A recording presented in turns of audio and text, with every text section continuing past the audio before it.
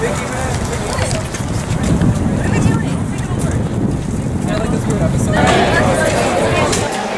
is my good friend and associate Blaine. Treat him nice.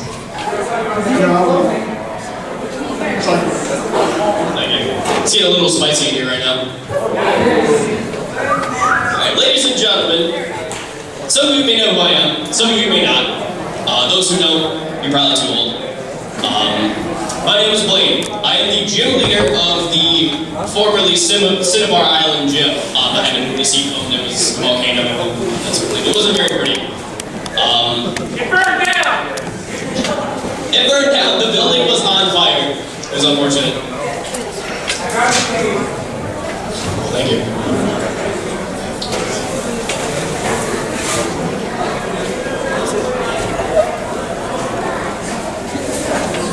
I don't understand how these two computers work. Beautiful, alright. Good start. Oh my goodness. Beautiful. Fantastic.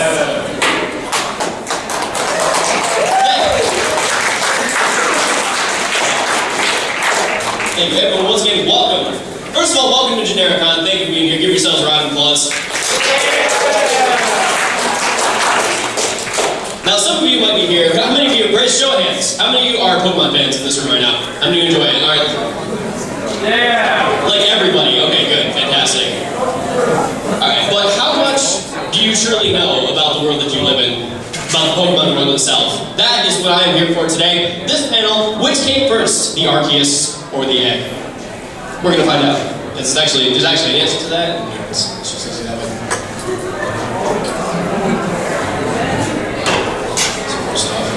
Also, as anyone, my good friend, Bangor. Round of applause for Bangor.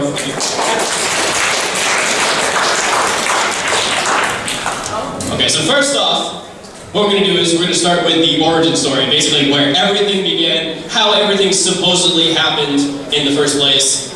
Disclaimer before we begin this, I am not out to change anybody's beliefs in anything. This is just where I come from, as far as this stuff goes. So I don't want anyone, running out of here, going to the staff room, complaining, hey, this man's trying to teach me what to know. I'm just throwing it out there now. But first, let's begin. In the beginning, there was only a churning turmoil of chaos, which, by the way, if you Google chaos, that's one of the pictures that shows up. At the heart of chaos, where all things became one, appeared an egg. Just one. Having tumbled from the vortex, the egg gave rise to the original one, which would be Arceus. From itself, two beings the original one did make, which would be and then time started to spin. Actually, let's see here. Let me just check my PC real quick. Hold on 1 second here. I'm actually going to need 6 volunteers for the next part. Raise your hands. First one we're going to pick. You with the blue hair. You with the hat right in front there. You right in front also. Pikachu hat. Blue hair right there. Also, let's see. Team Rocket. I used to work with you guys. I know how it is. It's alright. So here's how we're going to do this. We're actually going to pantomime the beginning. So here's what we're going to do. Good friend, you get that out right here. Copy right there for you. Giratina. Next in line. And then we have to split up these 3 little guys here. Take A's off. You can take my spray. You take it. Sorry. We're just dropping Pokemon here. It's crazy. Okay, so what we're going to do, let's pretend Magmar here is Arceus. Alright? He is the original one. He is the goat that got stuck in the fence. So I'm going to need... let's look at that team. Come on. Okay, so what I'm going to need, dial the copy. Please come here for a second. Now I'm going to need you two to stand next to each other right here. Make time and make space. However you visualize that, make a clock spin around. There we go. That's 2 right there. Fantastic. There you go. See, that's what I'm talking about. This is what happened way back. That's exactly it. And then, once time started to spin, space began to expand. From itself, again, 3 living things. They two didn't make. Mesper, Lucy, and Azel. Please come over here on the other side of the Magmar, please. Next after that. 2 means wished, so if you guys could make a wish for me, please. Whatever wish you'd like to make. Wishes. Fantastic. matter came to be. So all this stuff going on right now, matter. Boom, there it is. The three living things wished as well. So if you guys can give me a little wish over there, please. Spirit came to be. The world was created, and the original one fell into an unyielding sleep. And that's pretty much the beginning. That's how it pretty much went. This is the initial creation of everything that went on. This is what happened. I mean, you know, according to all that stuff. There are cave paintings located in Celestic Town, which is located in the center region, which is not too far from here. And they also depict Dialga, which is on the left, and Palkia, which is on the right. And there's a mysterious middle third panel that seems to be destroyed that we'll get to in a moment. Let's see here. And on the inside of it, there's also another painting that also describes what happened during that, and that shows off Yuxi, Mesprit, and Aether. They were surrounded by the one single egg that came from Arceus that had begot from itself. Actually, you guys are all set, by the way, thank you. Feel free to hang on to those. Go ahead and have a seat. Did I not mention I'm giving out prizes? I'm giving out prizes. Just thanks to you guys for doing it. So I will see some more enthusiasm. That's what I like to hear. Okay, so we're going to go over some specifics really quick. Arceus, the alpha Pokemon, the very first Pokemon to ever come into existence. Normal type, has the ability multi-type, which we'll get into. Its ability basically allows it to use all the plates that were born in the beginning of the creation. Basically, fire, water, ice, all those, they all had a plate that represented where their life came from. And Arceus has the ability to use these powers at will, basically controlling all of the elements all at the same time. And there are also a bunch of engravings on the plates depicting this as well, which is when the universe was created, a shards became this plate, etc., that sort of thing. It's not really anything that I haven't already talked about, so just that. Now next up is the creation trio, which on the left of the purple dragon, they're Palkia, in the middle is Giratina, and then Dialga is to the right. Each of these, they have control over their own dimensions, including Arceus. Palkia has control over space, which is like everything, like ever. Dialga has time. I mean, these are obviously concepts that people know. It's kind of hard to explain because it doesn't make any sense. And then Giratina, which is the strangest one of the three, has rule over the opposite of these, antimatter. Basically, particles that aren't quite the same as what you're used to. Like you're sitting in those chairs, there are anti-chairs, that sort of thing. It's kind of confusing, but. Specifically, we move on to Dialga. It's a temporal Pokemon, Dragon Steel type. Again, it has the power to control all time. Basically, just it can travel back and forth between that sort of thing via dimensions. It also has violent conflicts with its partner, I guess you could call it, Palkia. Before Arceus went to sleep, it blessed this Pokemon with the Adamant Orb, which allows it to tap into its abilities basically while Arceus is asleep, because otherwise they don't have the exact power to do all the things that they're normally supposed to do, and that sort of thing. And then next up, we have Palkia. Obviously, it's the spatial Pokemon. Dragon Water type has the same ability as Dialga, it's pressure. Again, rules over space, that kind of thing, like all the matter in all the universe. Again, it also gains the Lustrous Orb when Arceus goes to sleep, just so it can restore its power whenever it feels like to, and all that sort of thing. The Giratina, if you could please, this way. Giratina is a strange case in that it's not really a dragon and ghost type Pokemon, but it also has two different forms when it's inside of its own world, which is called the Distortion World. So basically, it changes into this form when gravity doesn't affect it as well, and also when it holds on to the greasiest form. Basically what happened was, during all this creation stuff, Palkia and Dialga were basically the favorites. Giratina, on the other hand, kind of the redheaded stepchild of the trio, unfortunately, wasn't paid attention to, actually rebelled against Arceus, so it was banished to the Distortion World, which is here. Basically a place where time stops, space does not exist properly, everything is all upside down, just like an upside down waterfall, that's crazy. It's nuts. And there are two entrances that you can access this place to if Giratina blows a whirlwind from its mouth, basically. Usually it's seen above Mount Coronet in the Sinnoh region and Turnback Cave, which is also in the Sinnoh region.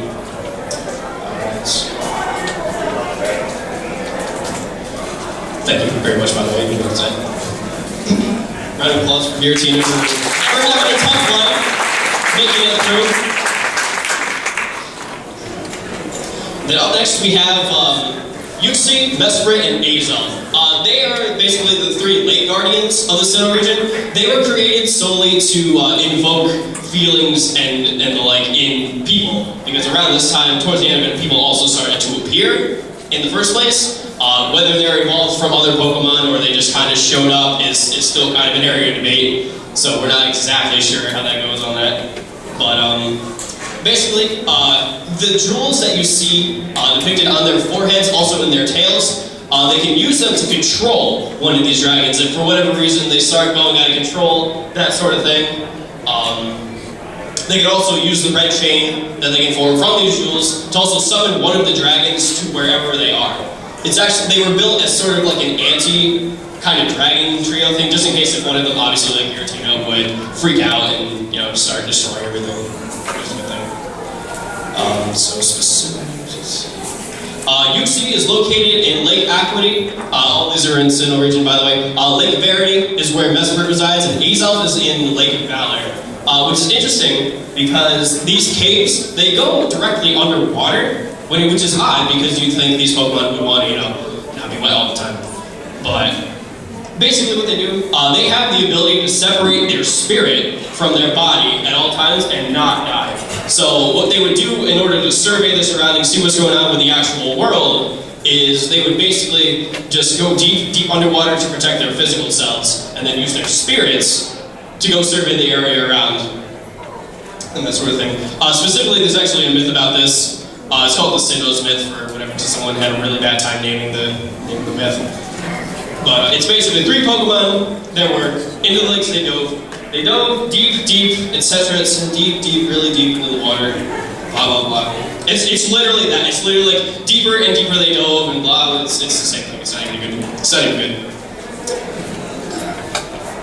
Moving on, specifics about Yuxi. It is known, according to experts in the Johto region, that this Pokemon provided the people with intelligence. Basically, gave them a concept of thought in the first place. And according to experts in the Kalos region as well, it's known as the being of knowledge. If you were to ever look into the eyes of this Pokemon, you would lose all of your memories. You would not be able to retain them. It's pretty crazy. Yeah, these things are scary. Like, look at this. That's cute. That's not cute. It'll steal your memories. And up next we have Mesprit, of course, the emotion Pokemon. Its special ability is basically, according to Johto professionals, it gave people the ability to understand what it means to feel happy or to feel sad, or just the noble idea of feeling. If you were to ever touch this Pokemon in particular, it would actually drain all of your emotions. You would not literally be able to feel anything ever again. Which, I mean, to some people that's alright, but other people I don't know about that. And of course, last but not least, there is Azelf. Azelf is the willpower Pokemon, so much like its brethren, its fairy brethren. According to Johto professionals, this Pokemon is said to endow humans with determination, basically the drive to do things. Otherwise, people would just not care, because, you know, we wouldn't be able to do anything.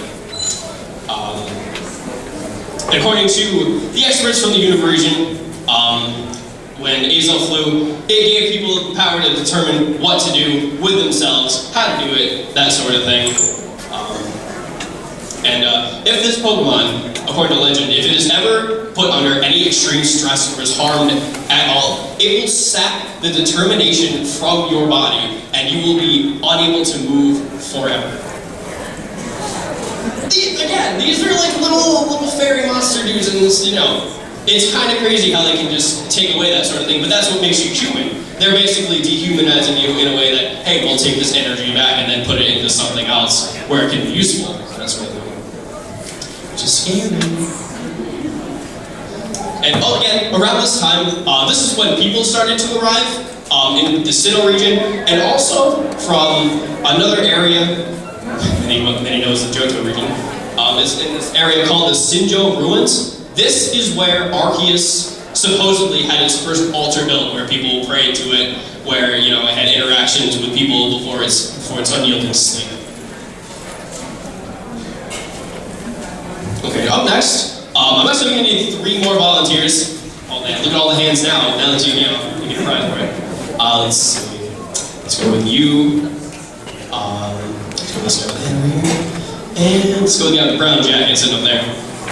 Oh, you, yep. Yes. Yes. You are number 3. Come on down. Just a second.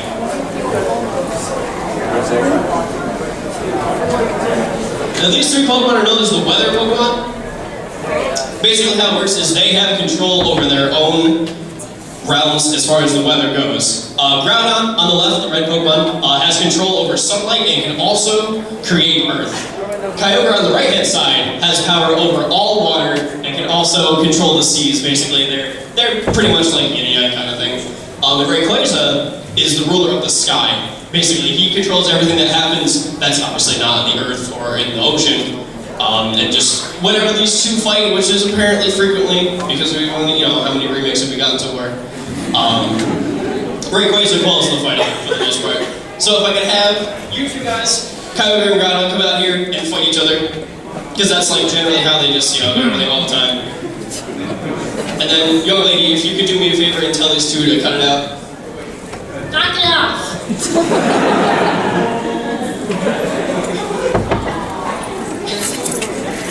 Fantastic. Thank you, gentlemen and lady. Feel free to have a seat. Thank you again for helping out. Give these guys a round of applause, please.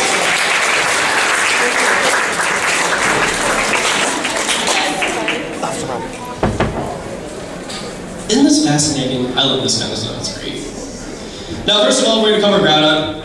Groudon, specifically, is the continent Pokemon which has the ability of drought. Basically, it evaporates water passively. It just happens. He starts draining up all the water, starts creating its own land masses, can also erupt volcanoes, that sort of thing, when it taps into its primal energy, which we'll get into in a moment.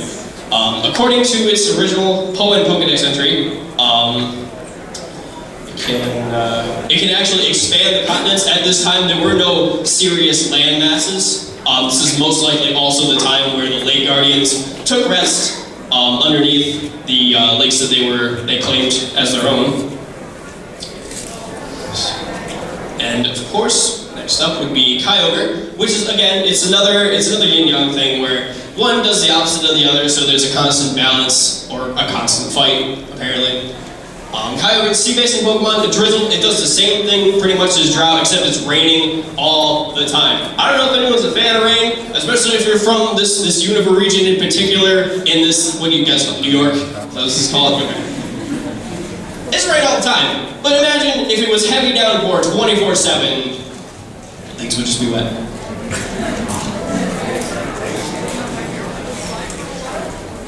Recently, scientists, especially in the Hoenn region in particular, they mostly specialize in this, have discovered an evolution that goes back to prehistoric times. They call this primal evolution. Pretty much how it works is, some of you may know about Mega Evolution. If you have a strong bond with a Pokemon and you give them an appropriate item, usually an orb of some sort, you tap into their most powerful essence, and they Mega Evolve. They become a much stronger, much more prominent version of themselves. This works in a similar fashion, except that you do not need human interaction. You literally draw from nature. So these 2 behemoths literally pull from the land and the sea to power themselves up, to constantly go back and forth to try and keep things even. And specifically, these 2 orbs right here, their abilities, the Primordial Sea, it's very similar to Drizzle, except it stops all other forms of weather. It would literally rain all the time, non-stop. Or, in contrast, for Groudon, when his primal reverted, its ability, Desolate Land, nothing but dryness, kills all crops, desert land for miles, and that's it. No water, no sustenance, no anything like that. Some scary stuff.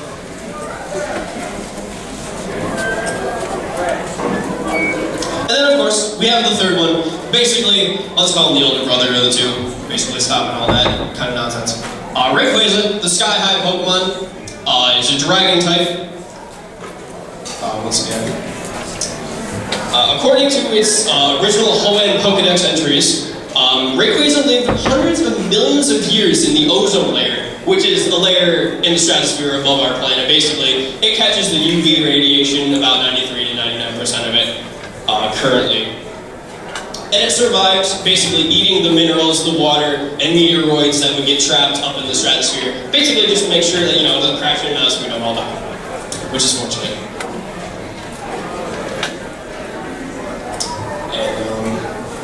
Again, as I previously mentioned, there has been Mega Evolution. The very first Pokemon known to man to Mega Evolve is Rayquaza. Mega Rayquaza, it increases massively in size, it becomes much stronger, it gets the ability Delta Stream. Basically, it creates constant winds, basically typhoons that happen all the time, that allow flying Pokemon to not ever really be harmed by much of anything else. Also cancels out all the other weather, so fortunately it gets rid of if there were ever a primordial sea or desolate land incident. Another specifically interesting thing about Mega Rayquaza was discovered recently through Zinnia, who is that girl in the center. She is what is known as a Draconid. A Draconid is a human being, basically, who used to worship Rayquaza, basically as a protector, as Rayquaza has saved the Earth numerous times from meteoroids or cataclysmic events, that sort of thing. Basically what happened was the Draconids used to live in the meteor fault era of Hoenn. Basically, they were just kind of keeping to themselves, watching, seeing how the Earth was evolving its own. And suddenly, one day, a giant meteor crashed into the Earth and created what is now known as Sooooo City. That city was shortly founded and settled afterward, after this meteor just crashed into it. After that happened, people were worried. People were like, this is going to happen again. It's going to start hitting people that we know. It's not going to be pretty. So what happened was they would pray to Rayquaza. They knew it was up there, because very rarely does Rayquaza descend from his ozone layer. And they basically were saying, hey, give us a hand, because we're not very good at fighting meteoroids. So what happened was they would pray. They would go to the top of the tallest peak in Hoenn region and basically pray, be like, Rayquaza, help us now, because we need it. And what would happen was, Rayquaza would save them, constantly, consistently, every single time they asked for help. So basically, they built a religion around it. They were like, all right, so this keeps working, let's keep it going. Supposed witness, actually, we recently interviewed an individual by the name of AZ, and he spoke to us and said, as a witness of these series of events, this Pokemon is the Delta of this world. Basically, born of great disturbances in this world, by the bonds of mankind's wish and the power of the stones, which Rayquaza would constantly eat and all that sort of thing, in order to provide itself sustenance, it will calm the troubles that plague this world. A lot of people see Rayquaza as a constant threat since it has that ability to do so, but according to this specific account of what has happened, it may not be that case. We don't know anything about Pokemon. That's the cool part about it. We keep learning every day. And basically that brings us down to Mew. And Mew is adorable, right? At this time, it's crazy too. Around this time, things were starting to evolve into other Pokemon. They were becoming different forms of themselves. Supposedly, most people already know this. This is basically common knowledge as of now. But Mew contains the DNA for pretty much every Pokemon in existence. A lot of scientists claim that it's 100% all of them, but we obviously don't know for sure.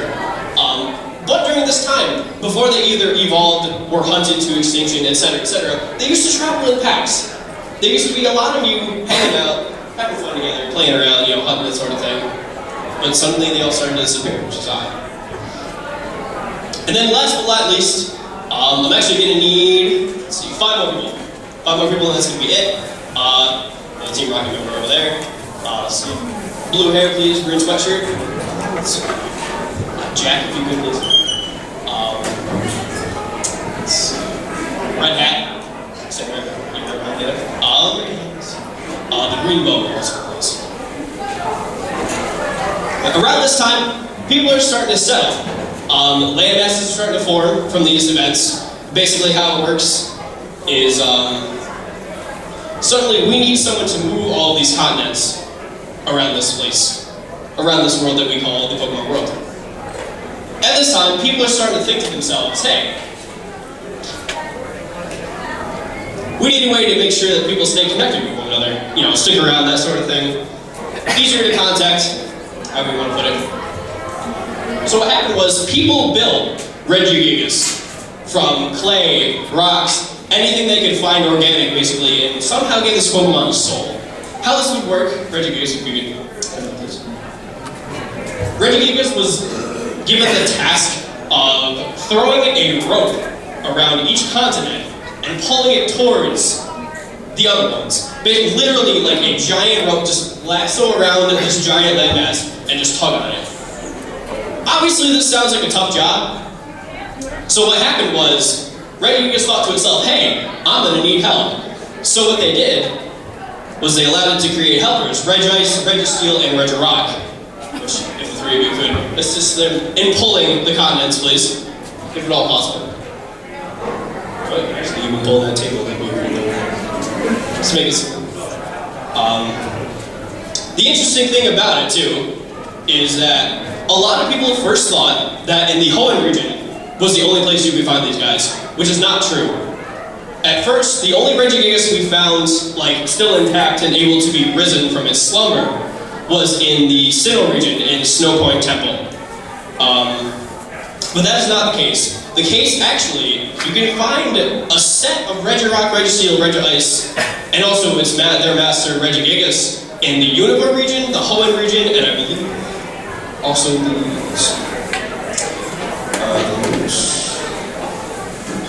Sinnoh region, of course. Which is interesting because that obviously means either Regigigas made another copy of itself to build more copies of Regirock, Registeel, Regice, or people continue to make these Titanus drones, basically, to continue to do all this kind of stuff.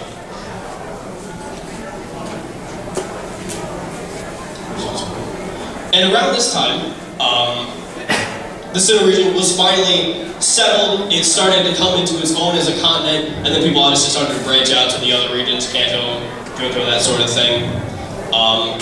During all this that's going on, and most likely actually because of Groudon's influence in creating like the Earth, basically, Mount Coronet in the center there, Stark Mountain in particular, the highest peak that's in the mountains itself, began to erupt, that sort of thing, which is where Heatran actually was born. It was melted, basically, created from the pressure of the plates and the lava deep within the Earth's crust around this time.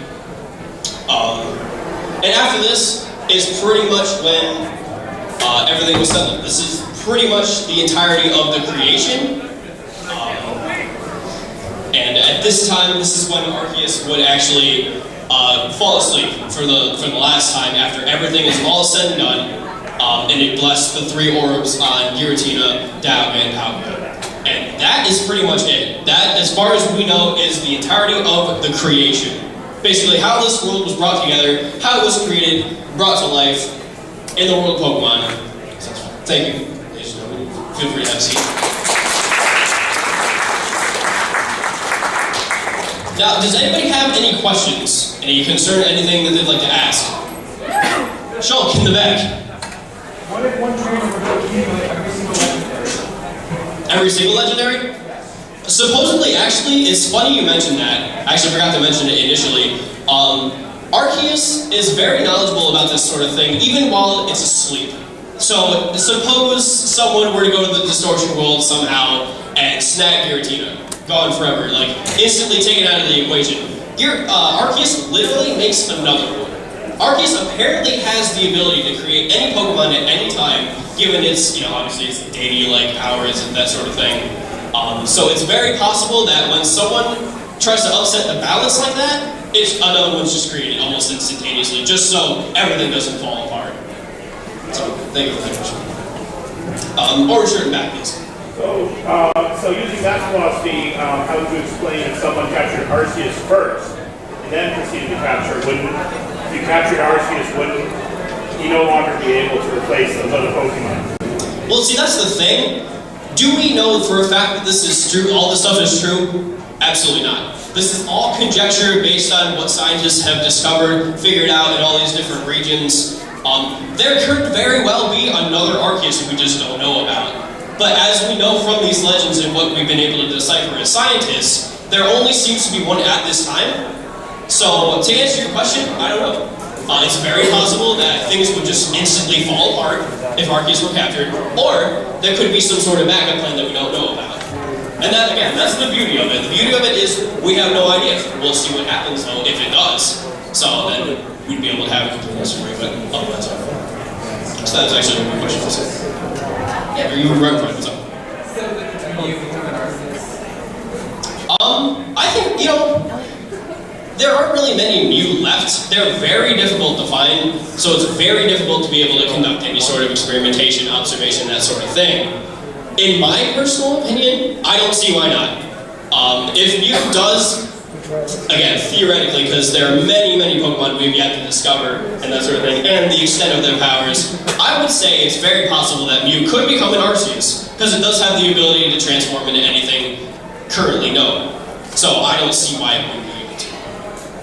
Yeah, I think so.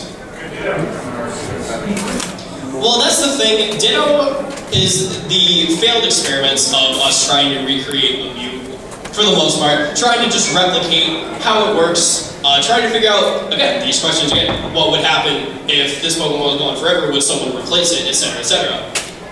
Ditto, I feel, is an incomplete kind of Mew, basically. It's not as powerful, it's obviously not as developed, since it hasn't been around as long, but I don't see the potential happening specifically. I don't see why someone couldn't make an imitation, but for the exact same thing, I think at this time only Mew is the only one that can do that.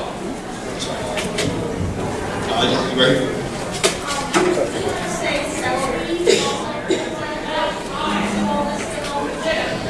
Celebi, as far as that goes, I never found any specific text stating when Celebi became to also be a helper as far as time goes, because I do know it can travel basically back and forth between time. What specifically it can do for the realm of time as far as under dialogue as a rule, I'm not exactly sure, but I don't see why Celebi wouldn't be a helper of some sort for now. But basically just, sending out a little minion guy to make sure time is okay, make sure, all the seconds aren't screwed up and all that sort of thing, so. Yeah, man, what's your question?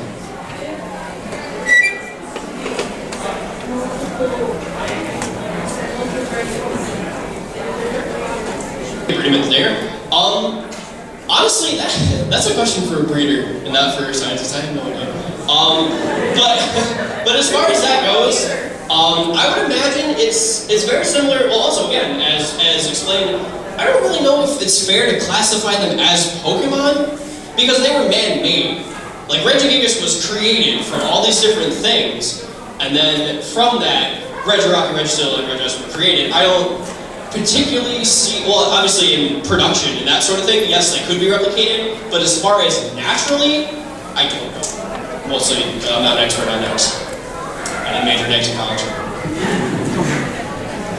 Yeah, question?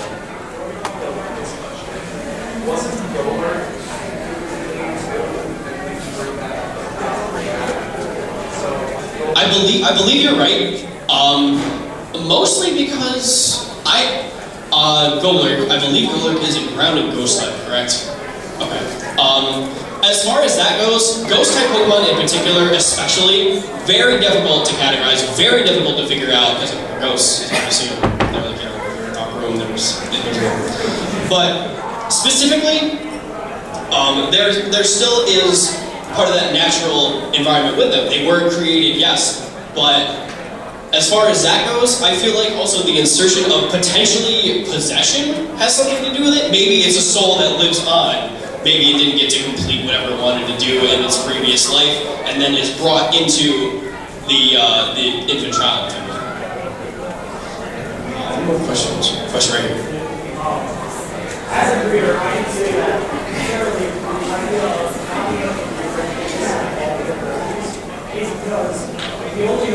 that I also agree with that.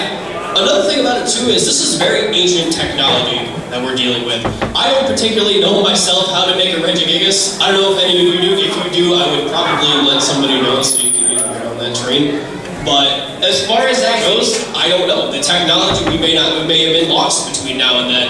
And even with the semi-recent, like Sega Roller also, that's more recent, I would imagine. Or possibly it's not. That's the other thing too, is we don't know all the details. Just the things that are presented to us as far as history and mythology goes. So, as far as that goes, I could probably see us creating some sort of Pokemon in the future. Mewtwo. That's very true. Yeah, question, please. Mewtwo is a very specific case where science turned a little evil. There's not even really a good way to put it. It's very much where it got in the way of just the natural way of things, so.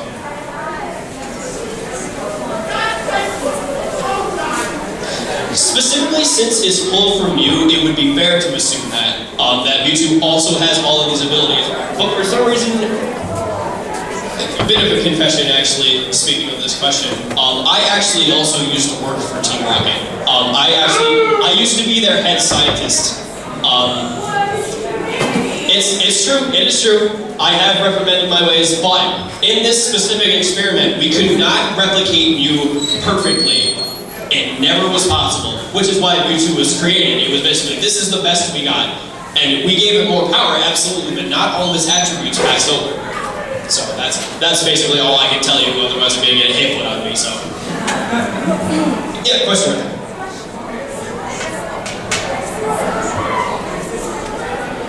Oh, you mean the Musketeers.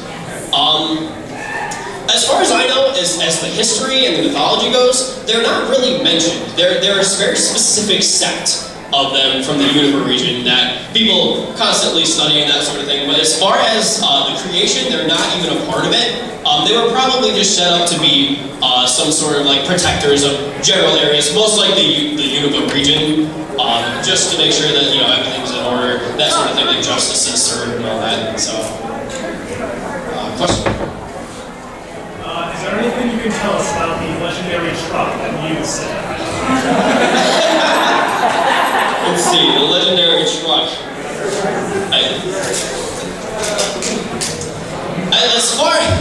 As far as that goes, it's actually funny you say that. That was a rumor put in place by Team Rocket.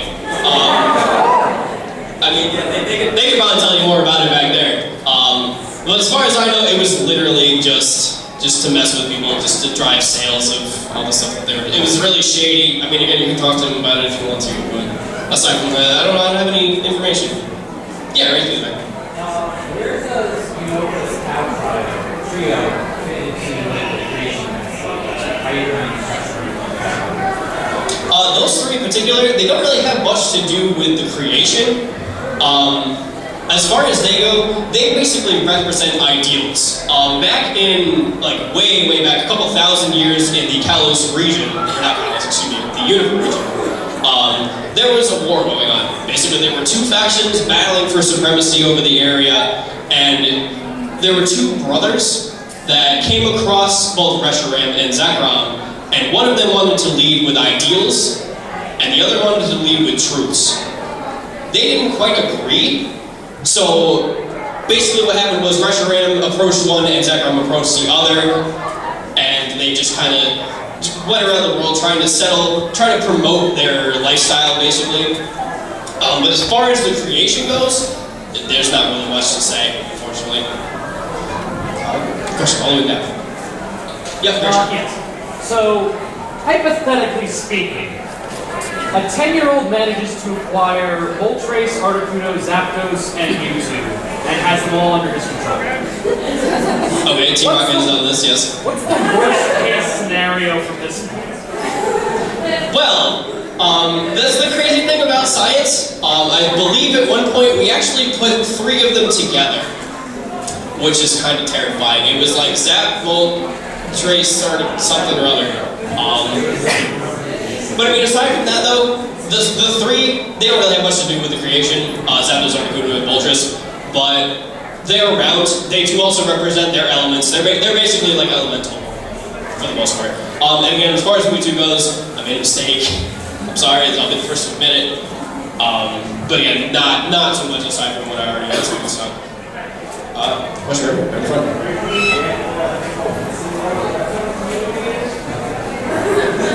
Let's see.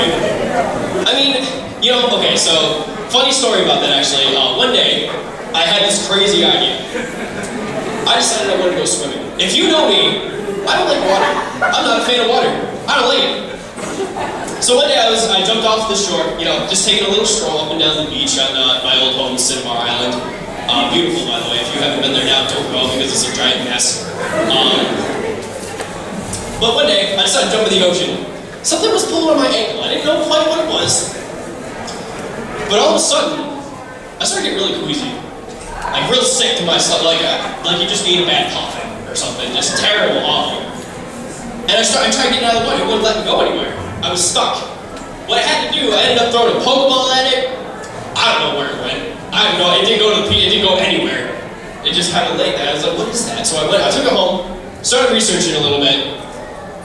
I don't have any idea what it was, but it's just some sort of anomaly. It could be a Pokemon, for all I know, for all anybody knows. It could be really something incredible, but I mean, all it was a bird type. So, that's all I got for it. Question ready.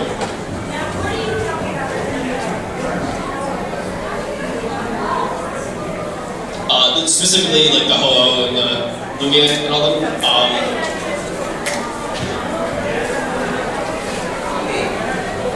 The bird type. I mean, that's the interesting thing about it. Nobody really knows what it was. But there are some things we can take a look at to determine, this might sound a little strange, but what type of fire it was. It certainly wasn't a man-made fire. It was definitely something, I know this is strange, but something that a Pokemon would, trust me, I'm a scientist, I know. But it's very much something that a fire-type Pokemon would produce. Also, which is why you can potentially find Magmars in the area also. Like, it might actually have been this fall. Might have to talk to them about that after this. But I mean, as far as that goes, there's not really much to say about it. It basically, as far as Ho-Oh goes, it revived 3 Pokemon that died in the fire, and it became the 3 legendary beasts, Entei, Suicune, and the other one was Entei, Suicune, Raikou. Listen, okay, listen. You spend as much time reading books as I won't know anything about Pokemon, it's ridiculous. But as far as that goes, as far as the creation, I would imagine it's definitely sometime way after all of it, mostly because at this point Goldenrod is still, or Hypertique City, is still pretty much developed as far as that time. When people are inhabiting it, there's a gym set up. As far as Ho-Oh and Lugia go, I know they've fought in the past, but aside from that, there's not really much else we know about it. We don't know what caused the fire, we don't know if someone else is going to cause another fire. It's really just a mystery as far as that goes.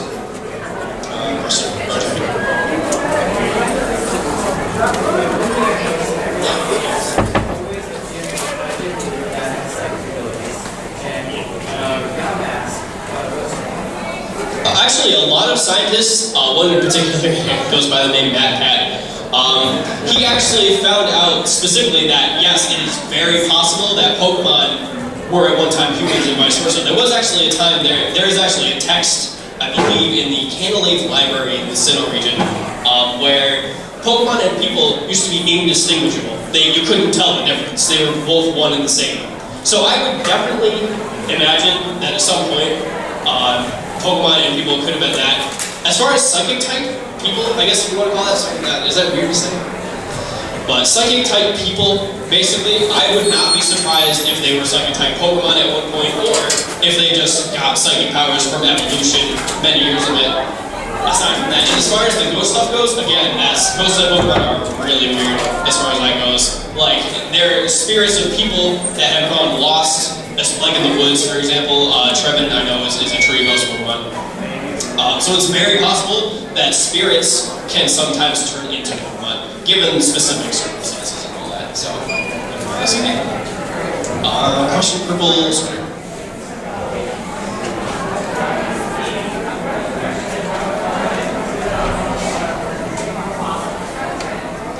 The resurrection of Kabuto and Almanite, or any fossil Pokemon. It very much has to do with extracting DNA. a lot of it is very, very difficult work, because you gotta be super precise. You can't like crack it, you can't ruin it, that sort of thing. It's another thing too when we hang on to amber too to also recreate Aerodactyl. There's a lot that goes into that process too, because you gotta, extract the DNA from the animal trapped inside. Depending on what animal it is, we'll turn it into some Pokemon. How the exact process works, I'm not sure. I did not create the process. You might want to talk to Bill about that, because he's really good with computers. But, as far as that goes, it's very much just resurrection, basically, primal instincts, that sort of thing, just coming to life from basically what's been preserved for thousands and thousands of years. It's just all condensed inside either a physical or an amber or whatever you happen to find that has a Pokemon in it. Question? The relationship between Lugia and Kyogre?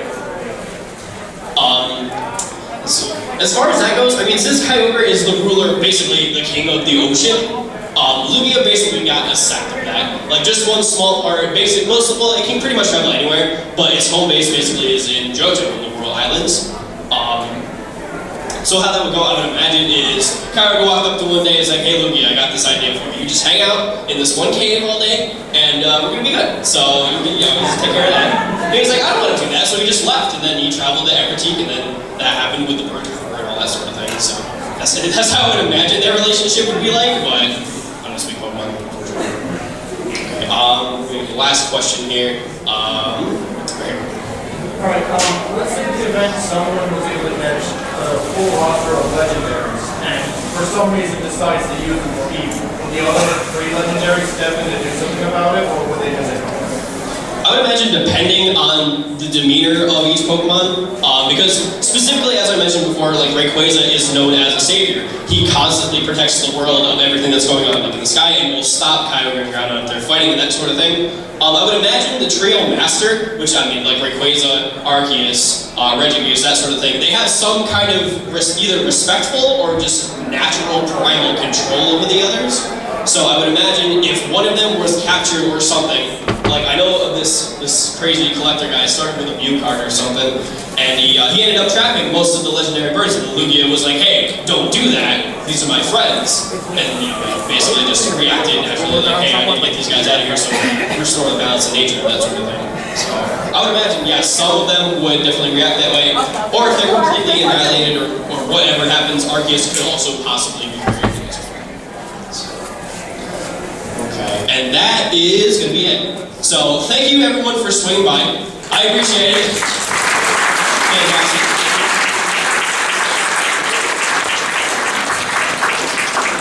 Also, if anyone is looking for a battle at some point, I have a team. If anyone is willing to take on Gym Leader, which I know there are a bunch of them also already here, so I appreciate them doing this thing in the Unova region very much. Give them a round of applause because they do a great job. Yes, that's going to be it. Once again, thank you everyone for coming. I hope you learned something today.